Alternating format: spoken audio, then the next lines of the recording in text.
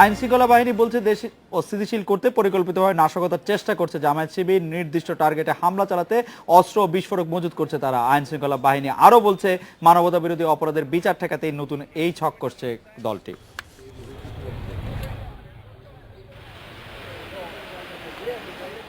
বৃহস্পতিবার রাতে রাজধানীর গাবতলীতে চেকপোস্টে তল্লাশির সময় হামলায় নিহত হন পুলিশের এএসআই ইব্রাহিম। ঘটনাস্থলেই গ্রেপ্তার হয় শিবির কর্মী মাসুদ রানা। পুলিশ জানিয়েছে ইব্রাহিম খুনের মূল পরিকল্পনা করে শিবিরের বগুড়া জেলার আদমদিঘি উপজেলার সভাপতি এনামুল হক। জিজ্ঞাসাবাদের তথ্য অনুযায়ী কামরাঙ্গীরচর ও বগুড়ায় অভিযান চালায় পুলিশ। বিস্ফোরক সহ গ্রেপ্তার হয় জামায়াত শিবিরের বেশ কজন নেতা। একদিনের মাথায় শুক্রবার মাঝরাতে তাজিয়া মিছিলের আগে পুরনো ঢাকার হুসেনি দালানে চালানো হয় বোমা হামলা।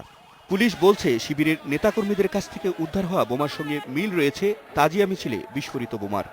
যে বগুড়া তাদের এই মিটিং হয়েছে, পরিকল্পনা হয়ে বিভিন্ন গ্রুপকে দায়িত্ব দিয়েছিল এরকম হত্যা নাশকতা কর্মকাণ্ড চালানোর জন্য। কাজেই যেই গ্রুপটা এএসআইকে হত্যা করেছে, হয়তো আর একটা গ্রুপ এখানে অবস্থান নিয়েছে। স্বরাষ্ট্রমন্ত্রী জানান, দেশ জুড়ে আতঙ্ক তৈরি করতেই নাশকতার পথ বেছে নিয়েছে জামায়াত শিবির।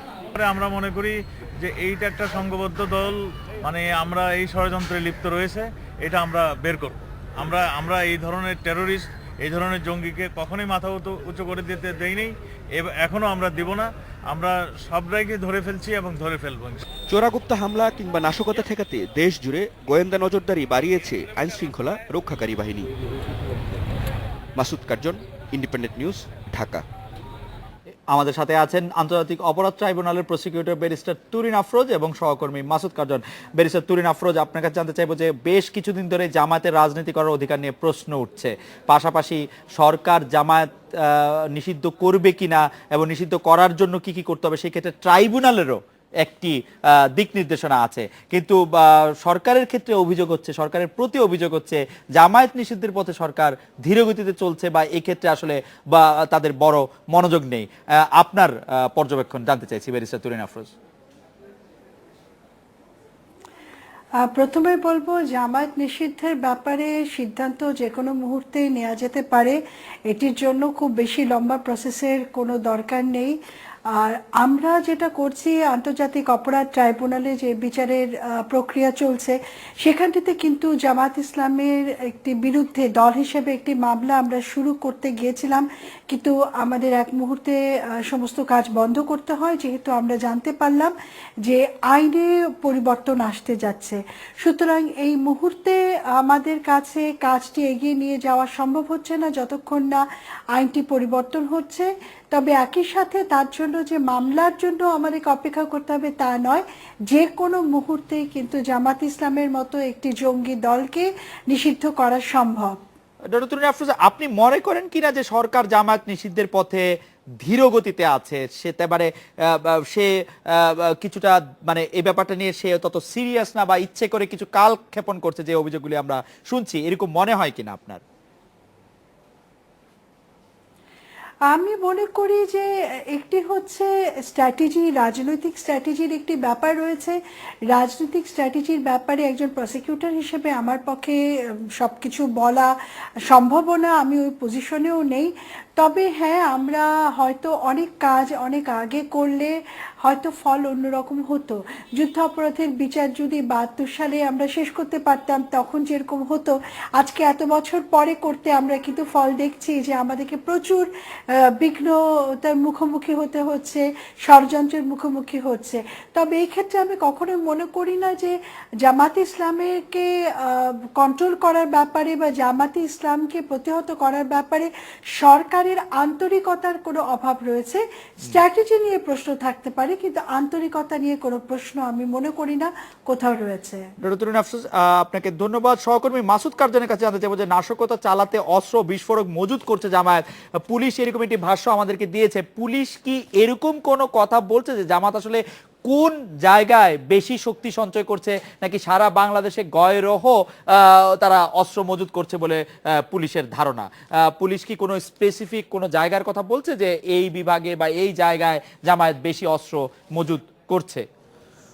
আসলে জামাতের বিরুদ্ধে সাম্প্রতিককালে যেসব অভিযান চলছে গত 5 জানুয়ারি নির্বাচনের আগে এবং পরে এবং যুদ্ধাপরাধীদের বিচার বিশেষ করে সাঈদীর রায় হওয়ার পর থেকে জামাত অধ্যুষিত যেসব এলাকা বলে আমরা জানতাম বা চিহ্নিত ছিল সেসব এলাকায় কিন্তু খুব জোরালো অভিযান চালানো হয়েছে এবং সেখান থেকে গ্রেপ্তার বলা হোক কিংবা সেখান থেকে অস্ত্র বিস্ফোরক উদ্ধার করা হোক, ফলে এই যে এলাকাগুলো ঘাঁটি বলে পরিচিত ছিল, যে আমরা যদি বলি সাতক্ষীরা, সেখানে যৌথ বাহিনীর অভিযান চলেছিল, গাইবান্ধা, উত্তরাঞ্চলে এরকম আরো বেশ কিছু জেলা। তার মানে কার্জন মানে পুলিশ বলতে চাইছে যে সেই সাতক্ষীরা বা গাইবান্ধাতেই তাদের যথেষ্ট পরিমাণে অস্ত্র বিস্ফোরক মজুদ আছে, নাকি নতুন কোনো এলাকার কথা বলছে পুলিশ? সেসব আসলে যে আস্থানাগুলো বা সেসব এলাকাগুলো যেখানে তাদের একটু ভালো অবস্থান ছিল সেগুলো কিন্তু অনেক আগেই ভেঙে দিয়েছে আইন শৃঙ্খলা বাহিনীর সদস্যরা বলছে, এরকমটি দাবি করছে। এখন আমরা দেখছি যে আসলে রাজধানীতেও দেখা গেছে যে আসলে আত্মগোপনে আছে এবং বিভিন্ন জায়গায় পরিচয় গোপন করে কিন্তু জামাত শিবিরের নেতাকর্মীরা তারা অবস্থান নিয়ে আছে এবং সর্বই করছে। এখন আমরা দেখছি যে আসলে রাজধানীতেও দেখা গেছে যে আসলে আত্মগোপনে আছে এবং বিভিন্ন জায়গায় পরিচয় গোপন করে কিন্তু জামাত শিবিরের নেতাকর্মীরা তারা অবস্থান নিয়ে আছে এবং সর্বশেষ যেটি বগুড়াও তাদের অবস্থান খুব শক্তিশালী ছিল এবং অনেকদিন ধরেই আসলে অবস্থান ছিল যে সেখানে কোনো অভিযান চলছিল না। যখন পুলিশের এএসআই হত্যা হয় সেদিন পরশু রাতে যে দারুসালাম থানার এএসআই শাহ ইব্রাহিমকে হত্যা করা হয় এবং তাৎক্ষণিকভাবে কিন্তু একজন শিবিরের কর্মী গ্রেপ্তার করা হয় এবং পুলিশ এই বিষয়টি কিন্তু তাৎক্ষণিকভাবে যে গ্রেপ্তারকৃত মাসুদ রানা শিবির কর্মী সেটি কিন্তু গণমাধ্যম কর্মীকে না জানিয়ে তারা কিন্তু বেশ কিছু অভিযান চালায় এবং তারপরে দেখেছি তার স্বীকারোক্তি অনুযায়ী বগুড়া থেকে বেশ কিছু বিস্ফোরক এবং জামায়াত শিবিরের নেতাকর্মী গ্রেপ্তার আপনি হয়েছে। আমাদের সঙ্গে থাকেন।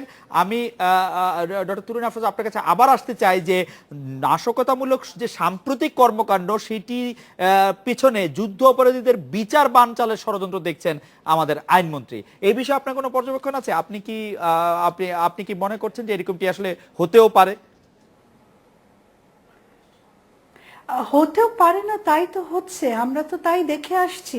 2010 থেকে শুরু হয়েছে আমাদের ট্রাইব্যুনালের কর্মকাণ্ড, তারপর থেকে একটু দেখুন ইতিহাসটা, পুরো বাংলাদেশ জুড়ে যত নাশকতা হয়েছে সবকিছুর মূলেই রয়েছে কিন্তু যুদ্ধ অপরাধের বিচার।